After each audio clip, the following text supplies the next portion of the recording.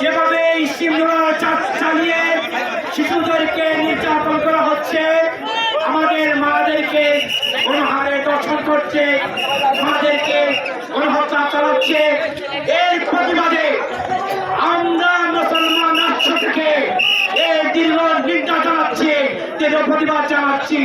যতক্ষণ পর্যন্ত আমাদের ফিলিস্তিনের উপর এই নির্যাতন বন্ধ না হবে, আমরা কঠোর থেকে কঠোর ব্যবস্থা নেব। যে গণহত্যা চালিয়েছে, গণহত্যা চালিয়েছে ইসরায়েলি বাহিনী, এই প্রতিবাদ সভা থেকে তীব্র নিন্দা এবং প্রতিবাদ জানাচ্ছি। আমরা এখানে বক্তব্য দিয়ে আমাদের মুসলমান ভাইদেরকে কোনো সাহায্য করতে পারবো না। এখন এই মুহূর্তে ফিলিস্তিনি মুসলমান ভাই বোনদের সবচেয়ে জরুরি হচ্ছে তাদের অর্থনৈতিক সাপোর্ট